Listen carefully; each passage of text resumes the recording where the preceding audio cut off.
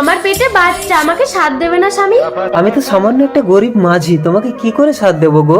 এই নে যক্ষীর থালি, এই থালিতে তোর বউ সাথ করে যা খেতে চাইবে তাই পাবে। তবে মনে রাখিস, এই থালিতে মাছ মাংস চাইলে কিন্তু আমি এই থালি আর ফেরত নেবো না, পরিবর্তে তোর বউকেই নিয়ে নেবো।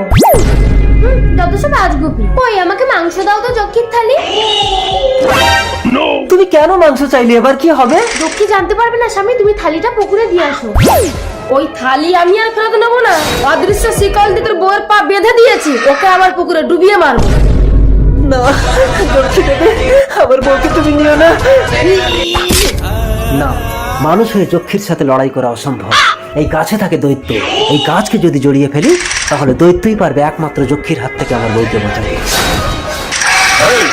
আমার বড়দাটা অদৃশ্য শিকল দিয়ে কে টেনে ফেলেছে? আমি যক্ষী, ওর বউ আমার থালি নষ্ট করেছে, তাই আমি ওর পায়ে অদৃশ্য শিকল দিয়েছি। তুমি আমার বড়দা ফেলেছো, আমি তোমার অদৃশ্য শিকল টেনে ছিঁড়ে দেবো। তুমি আমার শিকল ছিঁড়ো না।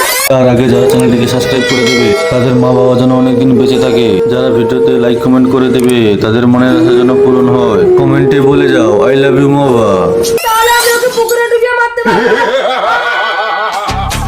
যা, তোরা যক্ষীর হাত থেকে বেঁচে গেলি। জয় দৈত্য রাজের জয়। জয়।